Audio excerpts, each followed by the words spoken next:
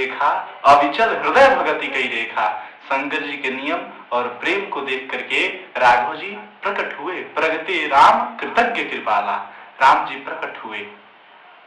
शंकर जी ने राम जी को प्रणाम किया, कहा प्रभु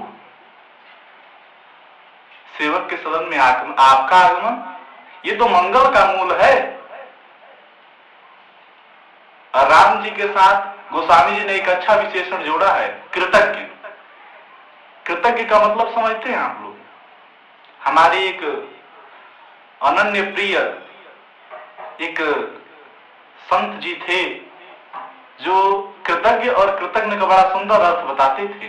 वे बताते थे कृतज्ञ वो जिसको एक गिलास जल पिलाइए तो एक गिलास दूध पिलाने की कामना करे, और कृतज्ञ वो जिसको एक गिलास जल पिलाइए तो जल तो पिए पर गिलास भी ले जाने की कामना करे, वो है कृतज्ञ। राम जी कृतज्ञ हैं।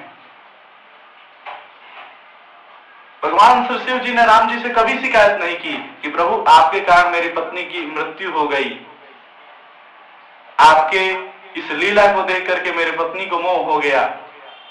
कभी शिकायत नहीं की। इस प्रेम को देख करके, स्वामी भक्ति को देख करके राम जी प्रकट हुए। भोले बाबा की राम जी ने खूब सराहना की। देखिए, जब किसी से बहुत बड़ा कार्य करवाना होता है तो उसकी उतनी ही प्रशंसा की जाती है। राजा बलि की भगवान श्री वामन जी ने खूब सराहना की कि आपके पूर्वज इतने दानी थे, आपके पूर्वज इतने दानी थे। राजा बलि खूब प्रसन्न हो गए, कहे मांगिए आप क्या मांगना चाहते हैं, आप जो मांगिएगा मैं सो दूंगा। तो भगवान श्री वामन जी ने 3 पग भूमि मांगी और पूरे त्रैलोक को नाप लिए। तो देखिए, किसी से जब बहुत बड़ा कार्य करवाना हो तो उसकी उतनी ही प्रशंसा की जाती है। शंकर जी की भगवान श्री राम जी ने खूब प्रशंसा की। उसके बाद कहा, भोले बाबा मैं आपको कथा सुनाना चाहता हूं। भोले बाबा बोले, प्रभु आप कब से कथावाचक हो गए?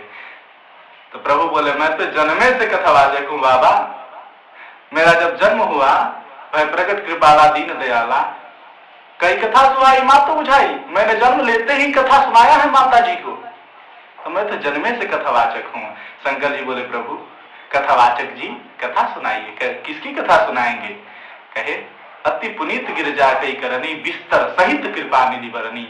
मैया श्री पार्वती जी की कथा सुनाए, जन्म कथा, तपस्या की कथा, सारी कथाएं सुनाए। शंकर जी मन ही मन कहने लगे, धन्य है प्रभु, आपकी कथा को जिसने नहीं सुना उसकी कथा आप इतना विस्तार से सुना रहे हैं। ऐसो को उदार जग माही, आपके समान कौन उदार हो सकता है? जिसने आपकी कथा नहीं सुनी उसकी कथा आप इतने प्रेम से कह रहे हैं, आपके समान कोई उदार नहीं हो सकता है। भगवान श्री राम जी ने मैया पार्वती जी के पूरे लीला काल के सभी चरित्रों को सुनाया। सुनाने के बाद भोले बाबा से पूछे, बाबा कथा कैसी लगी? बाबा बोले, प्रभु बहुत अच्छी लगी। तो भगवान श्री राम जी बोले, बाबा कथा आपको अच्छी लगी तो इसकी दक्षिणा भी आपको देनी होगी। बाबा बोले, अवश्य दूंगा। आप क्या मांगते हैं मांगिए, मेरे पास जो है सब आपके लिए ही है, सब कुछ समर्पण है आप में, बताइए आपको क्या चाहिए। भगवान श्री राम जी बोले, प्रभु अब विनती मम सुनहु शिव, जो मोपर निज नेह जाय विवाह शैलज ही, यह मुहि मांगे देव। कहते हैं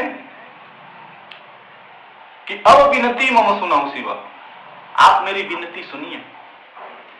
भगवान श्री राम जी का भगवान श्री शिव जी में 3 नाता है, सेवक स्वामी सखा। भगवान श्री शिव जी से सेवक का भी नाता है, स्वामी का भी नाता है और मित्र का भी नाता है। तीनों नाता से भगवान श्री राम जी कहते हैं कि अब विनती मम सुनो शिव, यदि आप मुझे सेवक मानते हैं तो मेरी विनती सुनिए, और यदि मित्र मानते हैं जो मुंह पर निज ने, यदि मुझ पर प्रेम है तो श्री पार्वती जी से विवाह करिए, और यदि स्वामी मानते हैं तो जाई विवाह हो शैलज ही। तो मैं आदेश दे रहा हूं, आप जाकर के पार्वती से विवाह करिए। तो शिव जी ने सुना, कहा प्रभु ये उचित तो नहीं है, लेकिन भगवान श्री राम जी बोले उचित नहीं है तो क्या आप हमारे इस विनती व मेरे अंदर प्रेम या मेरे आदेश को आप नहीं मानेंगे? बाबा बोले अवश्य मानूंगा प्रभु, सिर धरी आयसु करिए तुम्हारा, परम धर्म यह नाथ हमारा। हे प्रभु, मैं आपके इस आदेश को सिरोधार्य करता हूं, अवश्य करूंगा। तो कहे आप तो बोल रहे हैं उचित नहीं है। भोले बाबा बोले सुनिए प्रभु, मैं वैराग्य के जीवन को अपना लिया हूं, और वैराग्य से गृहस्थी में जाना ये उचित तो नहीं है, लेकिन आपका आदेश है तो मैं उसे टाल भी नहीं सकता। सिर धरी आयसु करिए तुम्हारा, आपके आदेश को मैं सिरोधार्य करता हूं। भगवान बोले भोले बाबा, मेरे इस आदेश को सिर पे मत धारण करिएगा। क्यों? क्योंकि आपके सिर पे गंगा जी हैं, पता नहीं कब मेरी आज्ञा भी बह जाए। लेकिन भोले बाबा ने यही कार्य उल्टा किया। शंकर सोई मूर्ति उर राखी, भगवान की उस मूर्ति को हृदय में रख लिया और उस आज्ञा को सिर पे ही रखा, इसलिए आज्ञा को भूल गए, समाधि लग गई। श्री शिव जी ने यह संकेत दिया कि दुनिया को दिमाग में रखो, भगवान को दिल में रखो, इस संसार को जानो, भगवान को मानो, भगवान से प्रेम करो। अब प्रभु चले गए। भगवान श्री शिव जी ने सप्त ऋषियों को बुलाया, कहा जाइए पार्वती जी की परीक्षा लीजिए।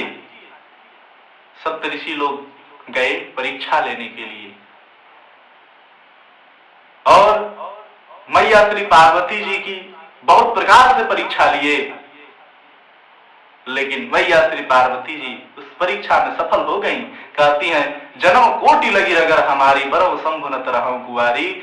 मैं करोड़ों जन्म तक तपस्या करते रह जाऊंगी, लेकिन भगवान श्री शिव जी के अलावा किसी का वरण नहीं करूंगी।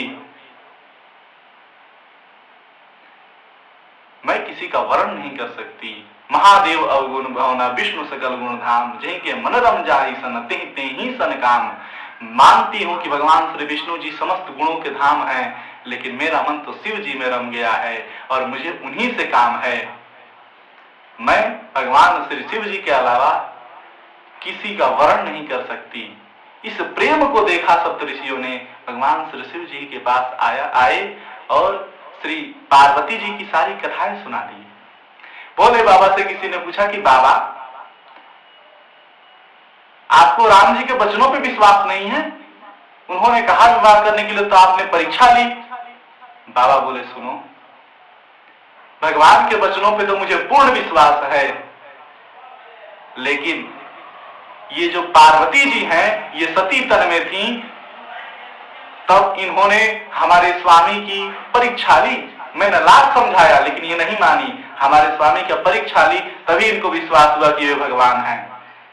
इसलिए जो व्यक्ति मेरे स्वामी को बिना परीक्षा लिए भगवान नहीं मानता है, उस व्यक्ति का मैं बिना परीक्षा लिए कैसे कर सकता हूं? इसलिए मैंने परीक्षा ली। भगवान श्री शिव जी सुने, मगन हो गए, सप्त ऋषियों को विदा कर दिए और भय मगन शिव सुनत सनेहा, उस प्रेम को सुनकर के मगन हो गए। लेकिन